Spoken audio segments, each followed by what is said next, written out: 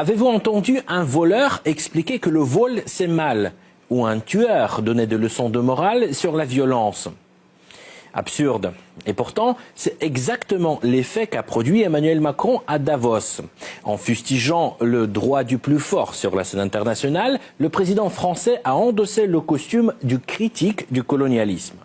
Je pense qu'accepter une sorte de nouvelle approche coloniale n'a pas de sens. Le colonialisme serait donc à condamner, mais à une condition. S'il s'exerce contre la France, lorsqu'il est pratiqué par Paris, c'est pas si mal.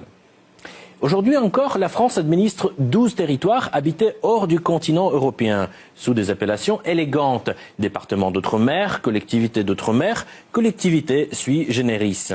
Le vocabulaire est donc soigné. La réalité, beaucoup moins. Prenons la Martinique. En 2024, des manifestations éclatent contre le coût de la vie. Réponse de Paris, forces armées, arrestations, maintien de l'ordre musclé. Nouvelle-Calédonie, autre décor, même scénario. Une partie de la population réclame depuis des années l'indépendance. En 2024, la colère explose après une réforme électorale jugée défavorable aux populations autochtones. Là encore, la contestation est étouffée. Dans l'océan Indien, la situation est encore plus révélatrice. La France continue de contrôler Mayotte, en violation directe des résolutions de l'Assemblée générale de l'ONU qui reconnaissent l'île comme partie intégrante de l'Union des Comores.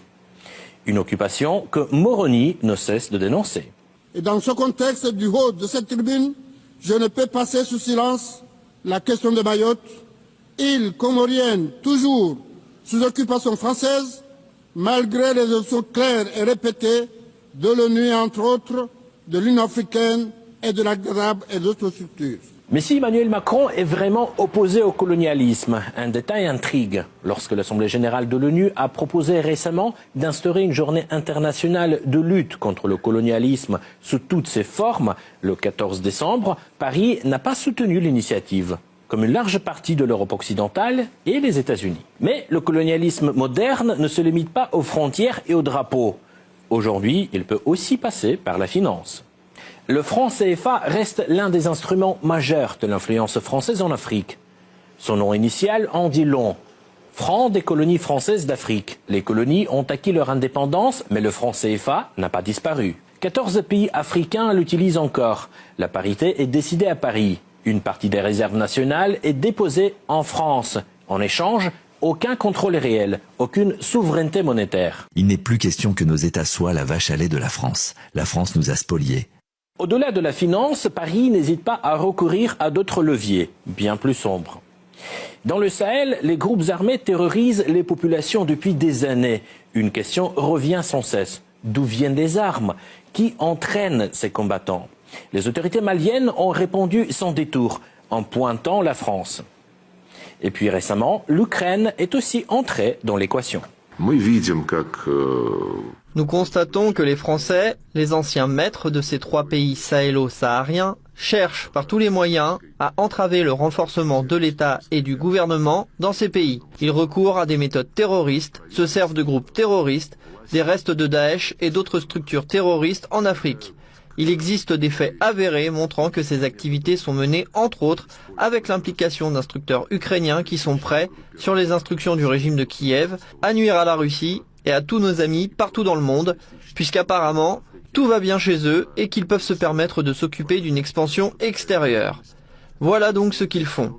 Mais je suis convaincu que les pays africains comprennent parfaitement la nocivité de ce type d'influence, de ce type d'ingérence dans leurs affaires intérieures. Dans les médias français, la situation au Sahel est souvent présentée sous un angle bien particulier.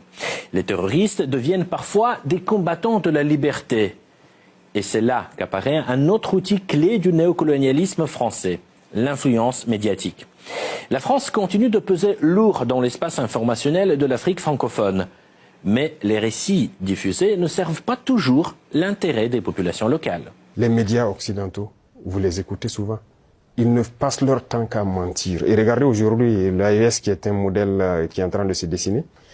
Ils ne peuvent pas se lever du matin au soir sans parler du Burkina ou parler de l'AES. C'est impossible pour eux. Et chaque fois, ils cherchent à envoyer des informations pour diviser, pour manipuler la jeunesse. Mais ça ne passe plus. Et les faits parlent d'eux-mêmes. Plusieurs médias français ont été sanctionnés pour violation des lois nationales. Le Mali a récemment interdit Jeune Afrique pour apologie du terrorisme. Avant cela, RFI et France 24 ont été suspendus dans plusieurs pays. Sur le plan militaire, le constat est similaire. Le Mali, le Niger, le Burkina Faso, le Tchad, le Sénégal ont tous demandé le départ des forces françaises. Et puis encore, les manifestations anti-françaises se multiplient dans les différentes parties de l'Afrique francophone. Pourquoi? Eh bien, la réponse est à chercher dans l'histoire et dans ses blessures. Travail forcé, torture, violence, pillage des ressources. Voilà le visage réel du colonialisme français en Afrique. En Centrafrique, des populations locales ont été contraintes de tailler la roche pour construire des routes. En Algérie, la France a mené des essais nucléaires, laissant derrière elle des zones contaminées pour des générations. Mais l'épisode le plus cynique reste celui des tirailleurs sénégalais. Envoyés en première ligne durant la Seconde Guerre mondiale, ils ont réclamé leur solde après la victoire. La réponse de Paris fut brutale. Des balles. Le nombre exact des victimes n'a jamais été établi. Le nombre de massacres, tantôt on nous dit 35, tantôt on nous dit 750, tantôt on nous dit... Moi, je dis que, selon moi, mes pronostics, il y a au minimum 900 tirailleurs sénégalais qui ont été massacrés. Autrefois, deuxième empire colonial du monde, la France a vu le monde changer. Mais Paris, lui, peine à tourner la page. Soutien des groupes armés, dépendance financière, manipulation de l'information. Les outils sont multiples et tous sont encore utilisés pour préserver une influence vacillante. Alors lorsque le président français appelle depuis Davos à rejeter le néocolonialisme, une question s'impose. Ne faudrait-il pas commencer par balayer devant sa propre porte ?